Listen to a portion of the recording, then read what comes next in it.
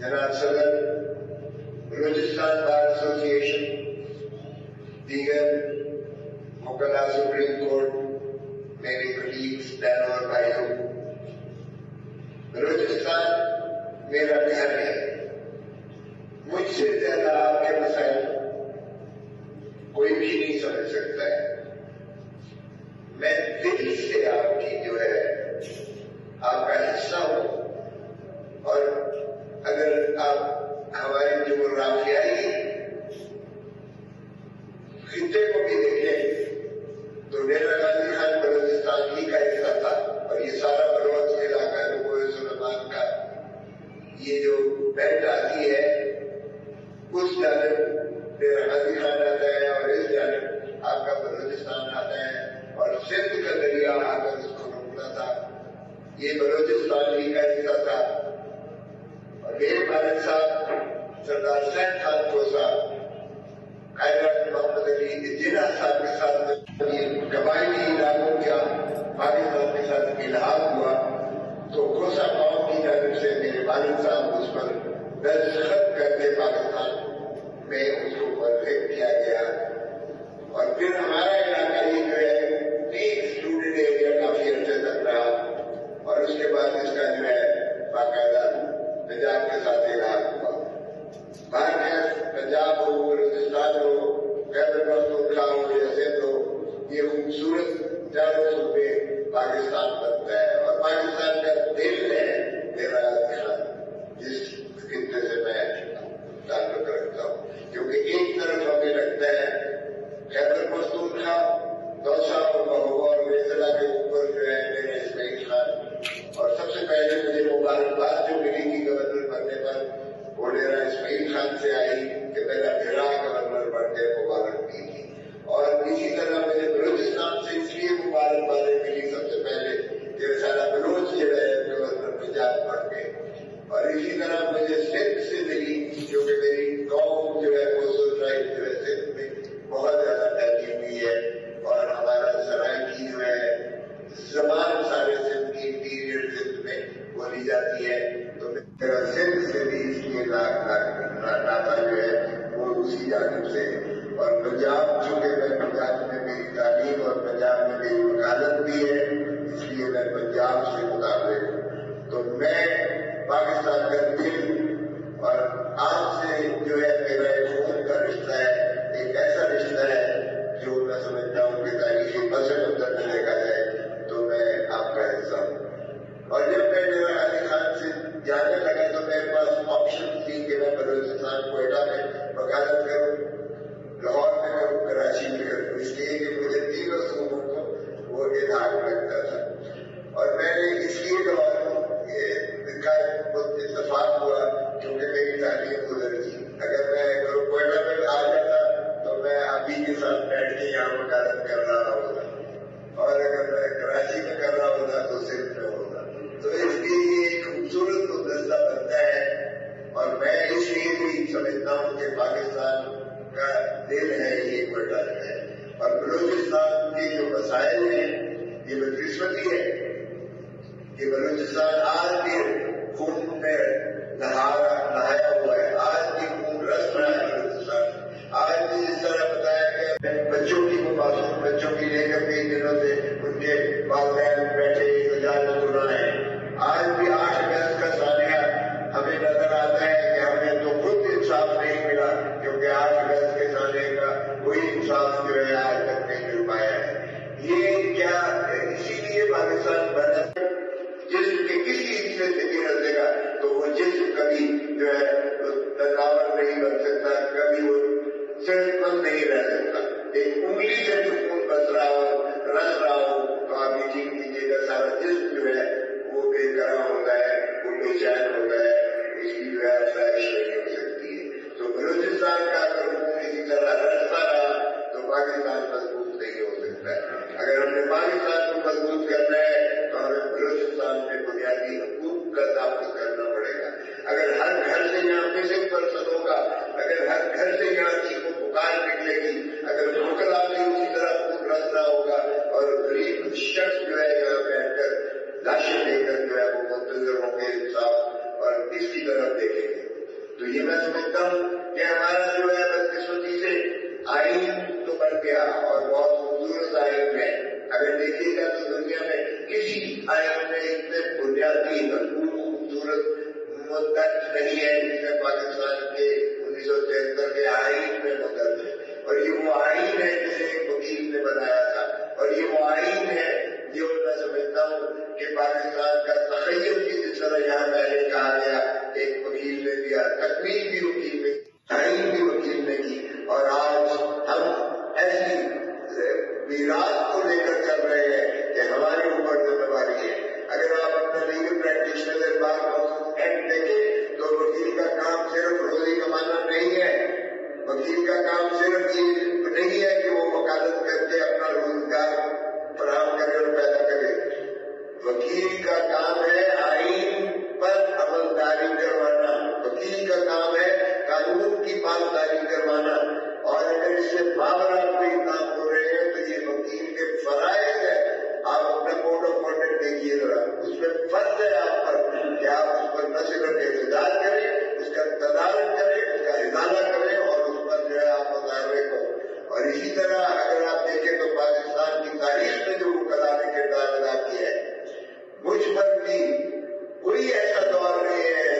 ایوب خان سے لے کر ڈی پی آر اور آدھی پی پی سی کا لگا تھا ہمارے اوپر. جب ایوب خان کے خلاف ہم اس کے بعد شروع کے خلاف متحرک اور نبردازما ہوئے تھے, اور اس کے بعد یا خان کا جو ہے اس کو تو ترانے بجا کر اس کو جگانا پڑتا تھا. اور وہ لفظ جس طرح پاکستان ہوا ہم نے دیکھا, جنرل رانی کے اگر عیاش اور عباش اس قسم کے آپ کے حکمران آئے, اور پھر آپ دیکھیں تو ضیاء الحق آیا. ضیاء الحق نے ایک ایسی فکری یہاں اس ملک میں ایک فکری انتشار پیدا کیا, ایک ایتھنک ڈیوائڈ پیدا کی, ایک اس نے جو ہے آپ کی سیکٹیرین ڈیوائڈ پیدا کی, کلش کوڈ کلچر دیا, ہیمر کلچر اس ملک میں انٹروڈیوس کیا. اس نے اسلام کے نام پر وہ فراڈ کیے, وہ مظالم کیے کہ آج بھی ہم اس کا جو ہے خمیازہ بھگت رہے ہیں. اور بدقسمتی سے اس شخص کو اس نے پھانسی لگا دیا جس شخص نے ایٹم بم, آپ اس ملک کو آئین دیا, ایٹم بم دیا, 93,000 فوجیوں کو خصوصی دلوائی, 5,000 مربع میل بارگزار کروائے اس ملک کے ہندوستان کی مسلط سے. اور اسے اس لیے پھانسی دی گئی کیونکہ امریکہ نے کہا تھا کہ بھٹو تم باہر آ جاؤ اس ایٹم بم بنانے سے, ورنہ تمہارا وہ عبرتناک جو ہے ہم جو حشر کریں گے یہ دنیا دیکھے گی. اور ان کے ایک اشاروں پر اس طرح کیا گیا. اور آج دیکھیے قدیر خان جب فوت ہوا ہے تو اس کا آخری ذرا خط دیکھیے گا, اس نے کیا لکھا. وہ موسم پاکستان, یہ ٹھیک ہے کہ بھٹو صاحب نے یہ کیا تھا, لیکن تکنیکی بنیاد پر جو آپ کو قدیر خان نے دیا, موسم پاکستان ہے قدیر خان. اور قدیر خان اپنے آخری خط میں لکھ رہا ہے جس کا اس کا نام شہر سے تک کا اس نے عنوان دیا, اس میں کہتا ہے کہ افسوس کہ مجھے انصاف نہ ملا, افسوس کہ ہم نے اس کی قدر نہ کی, افسوس کہ ہم نے اس کو جو ہے کس طریقے سے اس کو دلیل اور رسوا کر کے اس کو ٹیلی ویژن پر لے کر آئے اور کس کے کہنے پر لے کر آئے, یہ بھی تاریخ میں ایک حصہ ہے. تو ہم اپنے ہیرو کیا یہ حشر کرتے ہیں یا وہ پھانسی دیتے ہیں یا وہ اس طرح ذلت کی موت سناتے ہیں, یہ بھی ایک لمحہ فکریہ ہے. اور تمام اگر ہمارے کو آپ دیکھیے گا درست کہا گیا ہے, کیا ہم صرف اپنے پرابلم کی خاطر جو ہے نمودار ماں ہو کر یہ تحریک چلائیں گے, یا ہمارے سامنے زیادہ عظیم قسم کے مقاصد ہمارے پاس موجود ہیں. اس وقت آپ کا انسٹیٹیوشن کیپچر بدقسمتی سے ہو چکے ہیں. آپ کی پارلیمان جو ہے وہ کام نہیں کر رہی ہے اس لیے کہ انسٹیٹیوشن کیپچر ہے. آپ کی پارلیمان میں قانون سازی نہیں ہو رہی ہے, اور بجائے قانون سازی کرنے کے آپ کے بجٹ کے جب ڈاکیومنٹس آتے ہیں اس پر بحث تبدیل کرنے کی بجائے ایک دوسرے کے منہ پر جو ہے وہ اتنی فائدہ مانی جاتی ہے, جہاں معیشت میں ایک سخت اور رخ ڈالنا ہوتا ہے.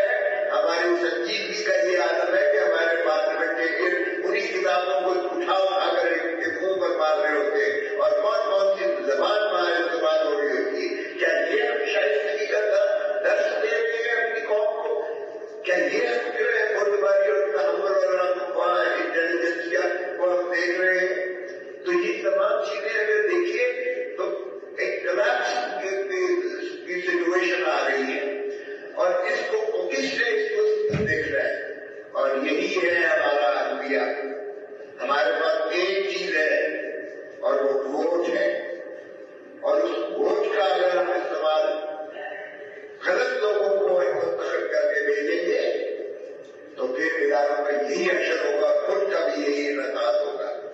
آج ہمارے اپنے جو ہے ہم ان کو تو بلیم کر رہے ہیں، لیکن ذرا اپنے اندر بھی جھانک کر دیکھ لیجیے گا، کیا ہماری بار کاؤنسلز جو ریگولیٹنگ باڈیز ہیں کیا وہ اپنا فرض ادا کر رہی ہے؟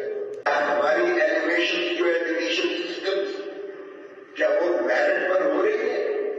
کیا ہماری پروموشن یا ہماری جو ہے سپریم کورٹ کی انڈکشن ہے کیا وہ سینیورٹی کے پرنسپل اور میرٹ کی بنیاد پر ہو رہی ہے؟ اگر پک اینڈ چوز اور فیوریٹزم اور نیپوٹزم ان اداروں میں چلنی ہے تو نظام عدل کا تو تباہی ہونی ہی ہوتی ہے، اور جب نظام عدل کی تباہی ہوتی ہے تو اس کا ہم حصہ ہے، ہم خاموش تماشائی بن کے نہیں رہ سکتے، اور یہ قصور ہمارا ہے، اس لیے کہ ہم منتخب ان لوگوں کو بھیجتے ہیں کر کے جو انہی کی خوشامد کرتے ہیں۔ آج ہم نے جو تحریر چلائی تھی اس کو سیبوٹاژ کیا گیا ہے۔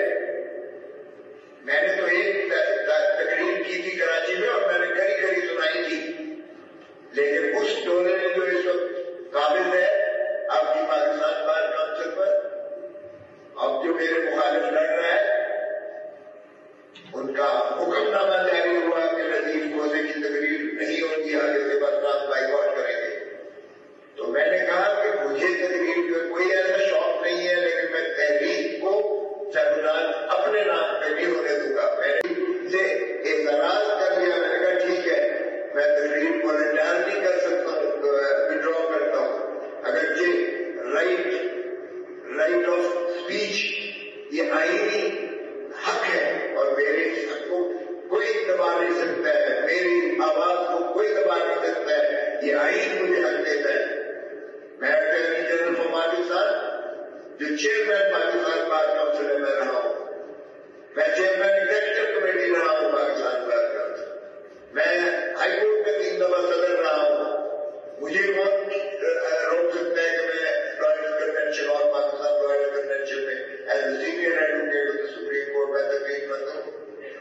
لیکن یہ حکم جاری ہوا پاکستان بار کونسل کی طرف کے وائس چیئرمین سے اور جو پروونشل بار کا وائس چیئرمین ہے، میں نے والنٹیئرلی وڈرا کیا تاکہ یہ تحریک سیبوٹاژ نہ ہو رکے۔ اور ہوا کیا؟ ہم تو کہہ رہے تھے چیف جسٹس منمانی کر رہے ہیں، یہ جسٹس گلزار ڈاکٹرائن ہے چیف جسٹس کا، اور اس کے خلاف تحریک بنا دے کہ 23ویں نمبر پہ کبھی آپ ایلیویٹ کر دیتے ہو، کبھی آپ چھٹے نمبر سے کرتے ہو، کبھی آپ چوتھے نمبر سے کرتے ہو، کبھی آپ 5ویں نمبر سے کرتے ہو۔ نہیں ہے بھائی، اگر ایک چیف جسٹس ہے صوبے خانے کو تو وہ چلا سکتا ہے، صوبے خانے کے ججز کو اس کے تابع ایڈمنسٹریشن ساری جسٹس کو کر سکتا ہے، سپریم کورٹ کا وہ ہے نہیں۔ یہ کون سی منطق ہے؟ کوئی سمجھا دے ذرا۔ الجہاد کا کیس کدھر گیا؟ دفن کر دیا آپ نے، 12 ججز سے فیصلہ کیا۔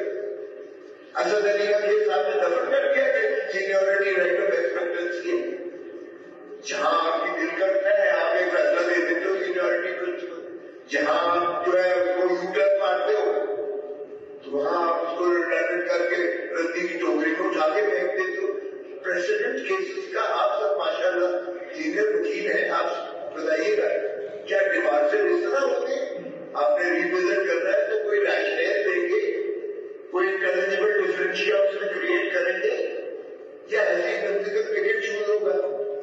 تو معلوم کیا کیا ہم نے جناب چیف جسٹس کو بلا لیا سپریم کورٹ بار ایسوسیشن نے، خود حصہ ہے کنونشن کا، لائرز کنونشن، 1 2 3 4 5 کنونشن کر چکے ہیں، قراردادیں منظور کر چکے ہیں، لے جا کے اس کو گھوڑے نچوائے گئے اور اس پر نوٹ نچھاور دیے گئے چیف جسٹس پر۔ کہاں گئی آپ کی موومنٹ؟ اور جب لاہور میں کنونشن ہوا تو بائیکاٹ کر دی، میں نے تو تقریر نہیں کی، پھر بائیکاٹ کس لیے کر رہے ہو؟ تو یہ چوری گھونپنے والوں کا بھی ذرا آپ ذہن میں رکھیے گا۔ پہلے ہم نے جس شخص کو لاہور ہائی کورٹ بار کا صدر بنایا تھا جو میرا شاگرد آج میرے خلاف الیکشن لڑ رہا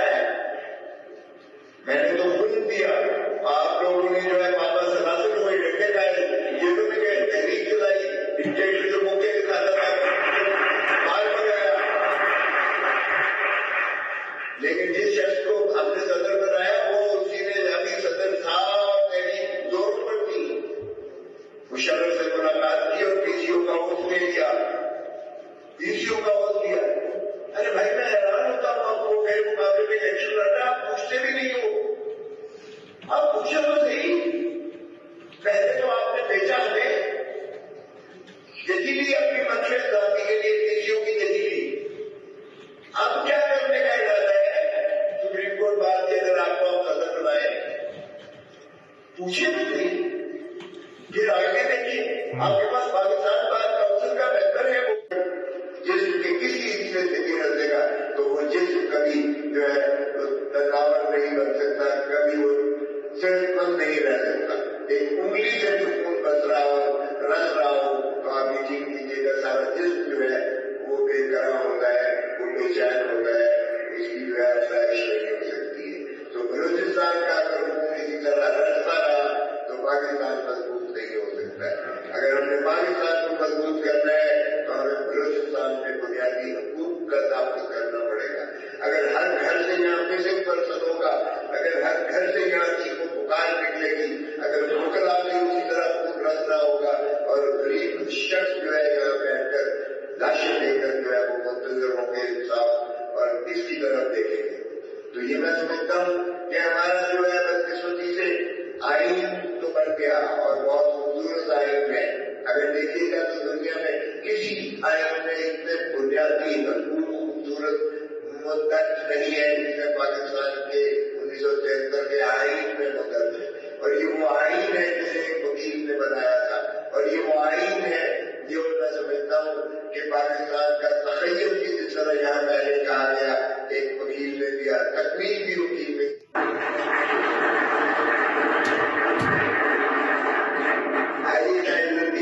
مجھے اپنا حصہ سمجھیے گا، میں بلوچستان کے جتنے مسائل ہیں بلکہ سارے پاکستان کے اور وکلا کے مسائل ان سے زیادہ کوئی نہیں سمجھ سکتا ہے، اور میرا تجربہ چاہے وہ لیجسلیٹو اداروں میں، مشن اداروں میں ہو، چاہے وہ اس پیشے کے ناطا سے ہو، یقین کریں میں اپنے جو تجربے کا بھرپور استعمال کرتے ہوئے آپ کی خدمت کروں گا، اس ملک کی خدمت کروں گا، آئین کی خدمت کروں گا، رول آف لا کے لیے انشاءاللہ جدوجہد کروں گا، اور وکیل کی عزت